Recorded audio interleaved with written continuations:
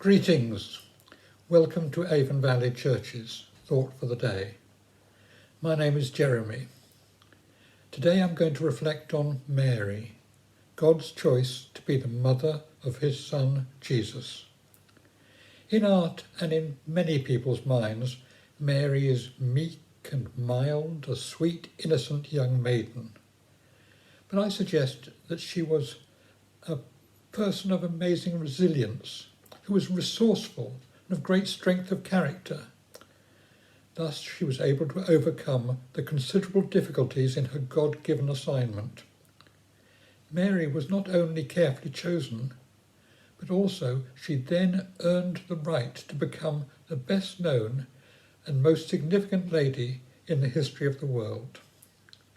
Briefly, I'd like to collect Mary's story from the Bible references and to view Mary in the context of her life and times. She lived in Nazareth, a village in the hills of Galilee, so very different from the bustling town that we have experienced there in visits to Israel. Its population in New Testament times was about 400. That's only about 100 families of poor Jewish people. Typically, they would rely on homegrown produce for their sustenance. But men would need a trade or a skill.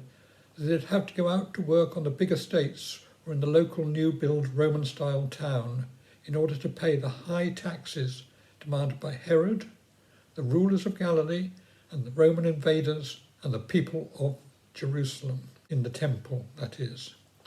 We read in the Gospels of Matthew and Luke that Mary was betrothed.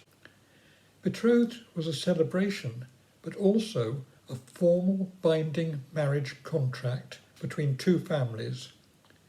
Mary would have had an agreed dowry, but also Joseph's father Heli would have paid Mary's father Joachim the bride fee, and Mary then became Joseph's wife. Only divorce could split them. After typically a year, providing all the payments were complete, the couple could then celebrate home-taking and move in together. Mary was probably aged about 16 at the time of their betrothal. Joseph, who had to earn enough money to keep them both, and also had to provide a house for them, so he'd be a bit older, perhaps about 25.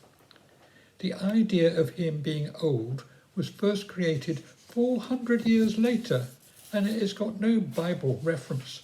There's no Bible context for it. If the betrothed wife should get pregnant before home-taking, shame on her.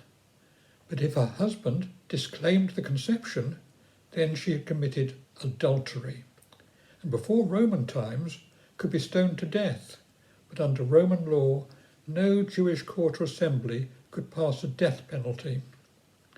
So, when Mary told Joseph that she was pregnant, he was minded to divorce her discreetly, as he knew that the child was not his. But then the angel told Joseph that the baby was God's child, so he should take Mary to his home as his wife, and he did so.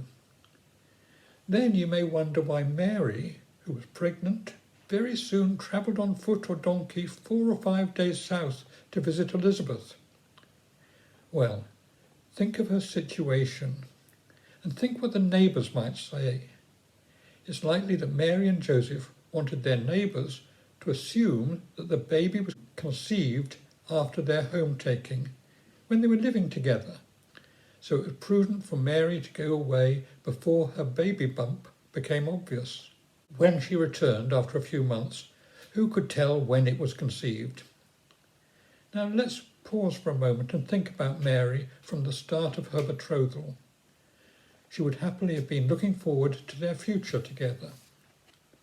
Then, out of the blue, she learnt from an angel that she was pregnant by the will of God. The most incredible news for a teenage girl who was pledged to remain pure until she united with her husband in their new home together. Then came the second bombshell. Her child-to-be is God's son. She had just been awarded the greatest honour of all time. She accepted her assignment gracefully. No doubt Mary then told her mother Anne, who in turn would share the news with her husband Joachim. They agreed that she must tell her husband Joseph at once. But we've already heard how he had to have an angel's reassurance before he accepted the situation. His babe-to-be was not conceived by him, even though all his friends would later think that Jesus was his son. We can't imagine how tough that situation was for him, both then and for the rest of his life. But to return to our story, we left Mary visiting her relation Elizabeth away down south. Wonderful Elizabeth was able to reassure Mary and help her to prepare for her future. But no one could foresee how traumatic that future would be. Months later, when the baby was due, it so happened that Mary and Joseph had to go down south to Bethlehem. It must have been a testing journey so late in her pregnancy. Then they had to rough it, with Mary giving birth in a stable by the pub. But they were both used to farm buildings and their own livestock, giving birth and so on, so they coped. But then memories of Gabriel's message to her must have raced through Mary's mind as the local shepherds told her the message of the angel. This child is Christ the Lord. Glory to God. Mary treasured this acclamation with heartfelt wonder and nervous pride. Soon after this, when they took their baby to the temple in Jerusalem, Simeon and Anna were inspired to recognize God's Son and acclaim him, but also they warned Mary of how this would impinge on her. Maybe Joseph and Mary thought it prudent to rent a house for a few months before their return. The birth date of Jesus would then no longer be obvious to the neighbours back home. Also, Mary may not have wanted to face that long journey north immediately after giving birth. It suggested that Jesus was at least 6 months old when the Magi visited their house. Again, Mary and Joseph heard acclamations concerning their son. Soon after that, Joseph received his angelic warning, and so they fled to become refugees in Egypt. Many years ago, Jan and I were in Egypt. We noted that the Coptic Church is very clear that the Holy Family had lived in Egypt.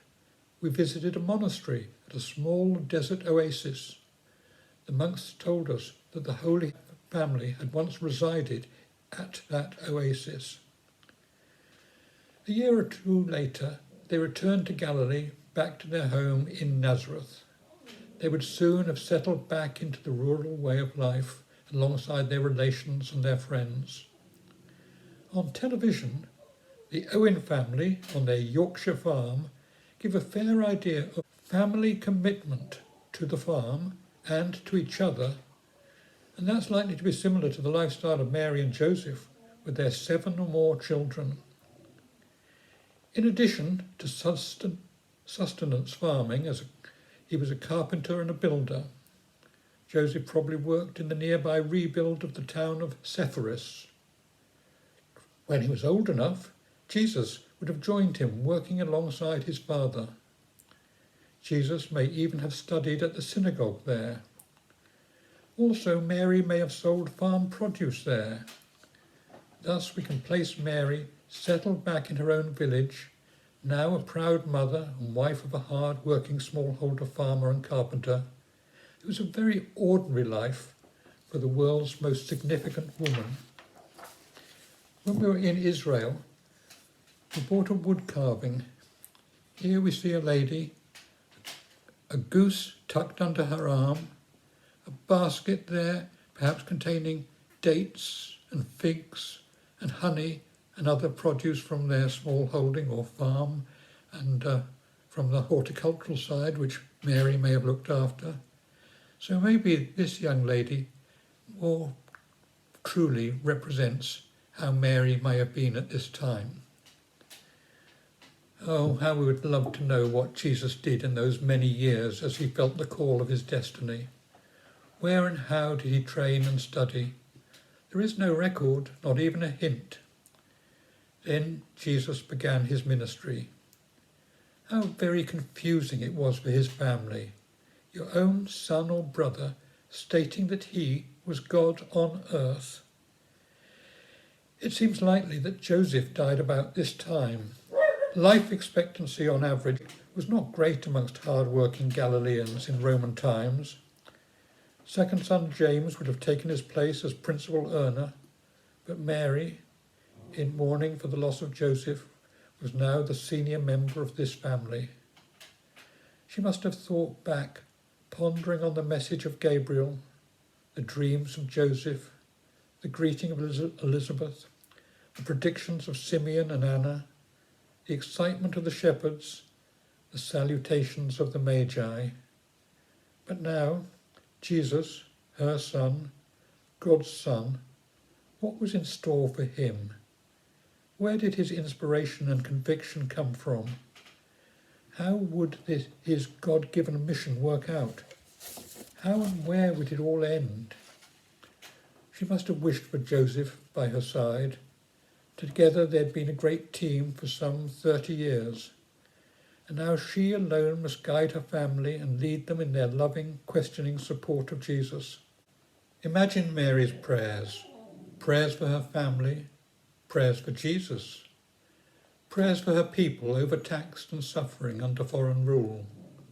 Prayers for the world, and above all, prayers for God's guidance. Mary's acceptance of God's plans for her, together with her lifelong positive example, are divinely inspirational. She has so much to teach us. And there we leave Mary as Jesus embarks on his mission. Thank you for sharing these thoughts. May God be with you. Goodbye.